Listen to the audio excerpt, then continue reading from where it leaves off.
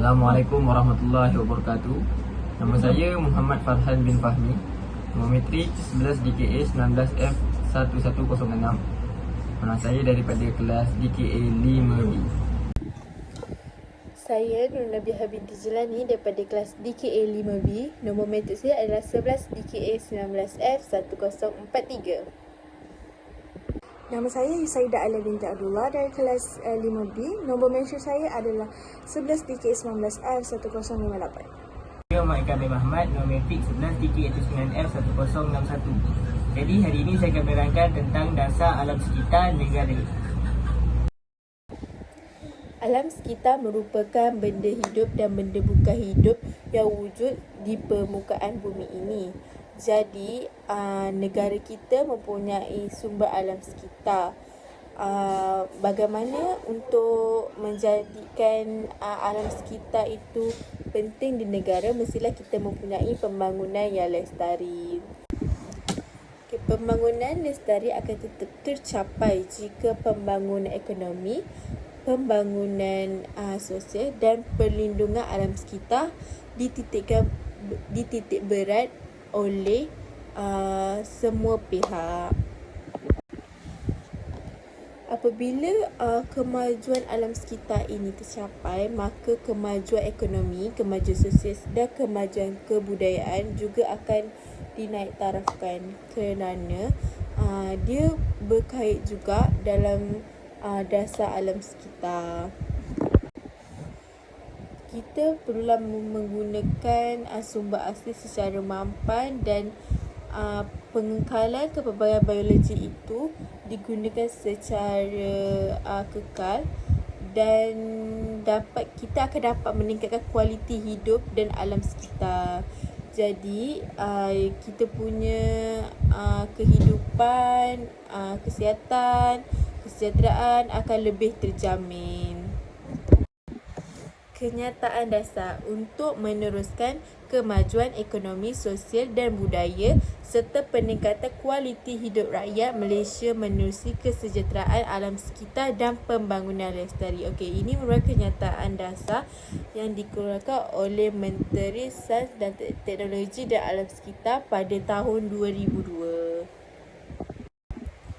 Tujuan dasar alam sekitar ini diwujudkan adalah untuk alam sekitar yang bersih, selamat, sihat dan produktif bagi masa kini dan masa hadapan. Jadi, pada kali ini saya akan menerangkan tentang prinsip dasar alam sekitar. Jadi, terdapat 6 prinsip dan prinsip yang pertama adalah pemeliharaan ketahanan dan kepelbagaian alam. Apa yang dimaksudkan dengan ia? Ia adalah memelihara ekosistem semula jadi untuk memastikan keutuhan kepelbagaian biologi dan sistem-sistem sokongan hidup. Seterusnya, prinsip yang kedua adalah peningkatan berterusan kualiti alam sekitar. Jadi, dasar ini memastikan peningkatan berterusan dalam produktiviti dan kualiti alam sekitar ketika mengejar objektif pertumbuhan ekonomi dan pembangunan manusia. Jadi, yang ketiga adalah pengawasan alam sekitar. Pengawasan alam sekitar bermaksud menghormati dan berprihatin terhadap alam sekitar mengikut standard moral dan etika yang tertinggi. Yang seterusnya adalah peranan sektor swasta. Apakah yang dimaksud dengan peranan sektor swasta? Jadi, dasar ini digunakan untuk memperkukuhkan peranan sektor swasta dalam perlindungan dan pengurusan alam sekitar.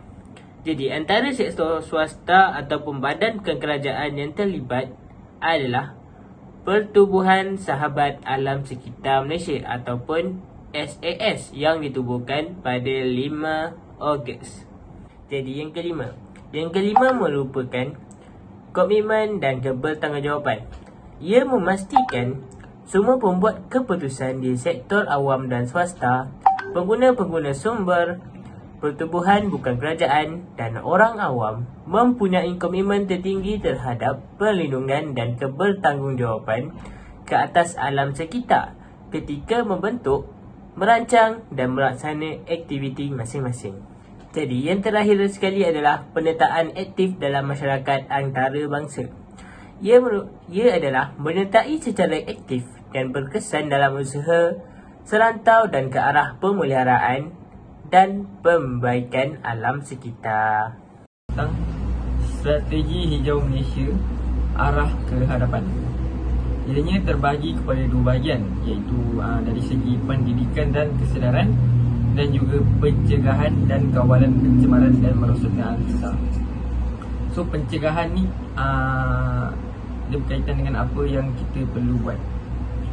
Dia terdapat banyak bidang, iaitu bidang yang tertumpu dalam strategi hijau Malaysia. Yang pertama adalah pendidikan dan kesedaran. Pendidikan dan kesedaran ni macam kempen dan inovasi yang diberikan oleh pihak swasta. Yang kedua ialah pengurusan berkesan sumber asli dan alam sekitar. Pengurusan ni pihak swasta digalakkan membuat pengurusan yang berkesan terhadap sumber asli dan alam sekitar. Yang ketiga adalah perancangan bersepadu, pembangunan dan pelaksanaan yang bersepadu. Maksudnya kita perlu merancang cara nak mencegah alam sekitar ni daripada tercemar dengan sebaik mungkin. Yang keempat adalah pencegahan dan kawalan pencemaran dan kemerosotan alam sekitar. So pada nombor 4 ni kita dah masuk pada langkah-langkah yang harus kita buat lah. Itu iaitu pencegahan dan kawalan pencemaran daripada kemerosotan alam sekitar. Yang kelima, pengukuhan mekanisme pentadbiran dan keinstitusan. Yang keenam, pendekatan proaktif terhadap isu seksual sekitar serantau dan sejagat. Dan yang terakhir sekali adalah pembentukan dan pelaksanaan pelan-pelan tindakan. Yang ini kita kena bentuk sendiri pelan-pelan yang aktiviti yang ingin dilakukan, dan kita akan hibahkan kepada orang ramai supaya orang ramai dapat join dalam aktiviti ini. Kesimpulannya adalah hal ini menyebabkan sumber bahan mentah akan berkurangan kerana kebanyakan pokok kebiasaannya digunakan untuk membuat barangan seperti kertas, pensel dan sebagainya. Jadi, kerajaan mewujudkan dasar alam sekitar bertujuan untuk memelihara tumbuhan dan kehidupan sebegini.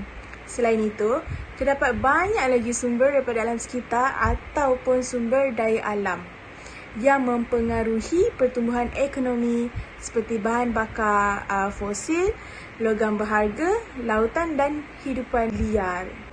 Kebanyakan perkara di atas berlaku disebabkan pembangunan di dalam negara yang semakin pesat.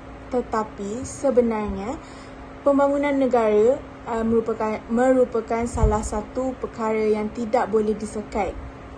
Hal ini disebabkan alam sekitar yang melibatkan kawasan hutan dan kawasan tanah tinggi dianggap sebagai sumber ekonomi dan ia perlu dibangunkan dan dimajukan.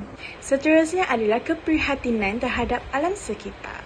Pengawasan alam sekitar bermaksud menghormati dan berprihatin terhadap alam sekitar mengikut standard moral dan etika yang tertinggi.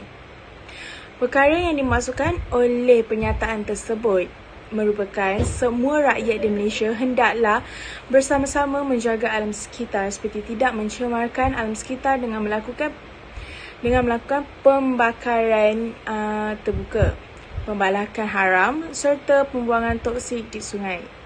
Selain itu, kerajaan juga telah mengambil langkah untuk mengenakan kompaun bagi mereka yang melakukan pembalakan secara haram. Disebabkan itu, kesan daripada aktiviti mereka melibatkan impak yang besar kepada alam sekitar seperti kepupusan hidupan laut, tanah runtuh serta kekurangan sumber ekonomi bagi negara. Segala tindakan yang diambil oleh kerajaan untuk mengenangi masalah berkaitan alam sekitar telah berhasil, dan kita boleh lihat sendiri bagaimana keharmonian alam sekitar pada zaman sekarang semakin terjaga. Pihak yang bertanggungjawab untuk melindungi alam sekitar adalah pihak yang terlibat seharusnya memberi idea-idea yang bernas untuk melindungi alam sekitar. Antara pihak swasta yang terlibat adalah Pertubuhan Sahabat Alam Sekitar Malaysia. Ia merupakan badan bukan kerajaan, iaitu NGO. Peranan Pertubuhan Sahabat Alam Sekitar ini adalah untuk memberikan hikmat di dalam memelihara alam sekitar, di laut dan juga di bumi serta di ruangan udara, di mana program dan aktivitinya dirangka seperti itu, kemas demi generasi masa hadapan. Pertubuhan Sahabat Alam Sekitar Malaysia menitik beratkan pendidikan, penjagaan, keselamatan, pemeliharaan dan tanggungjawab terhadap isu-isu alam sekitar. Selain itu, sumber ekonomi dalam alam sekitar perlu dimajukan dan dibangunkan. Strategi Hijrah Malaysia Arah ke Hadapan Dasar Alam Sekitar bertujuan mengintegrasikan pertimbangan alam sekitar ke dalam aktiviti pembangunan dan proses membuat keputusan yang berkaitan. Selain itu, memupuk pertumbuhan ekonomi serta kemajuan manusia jangka panjang dan untuk melindungi serta memperbaiki alam sekitar. Dasar ini turut bertujuan untuk membentuk asas yang kukuh supaya dapat menyokong pelaksanaan dan perkembangan selanjutnya yang melibatkan semua sektor masyarakat termasuk kerajaan, perniagaan dan industri, cendekiawan, pertubuhan bukan kerajaan, masyarakat dan keluarga.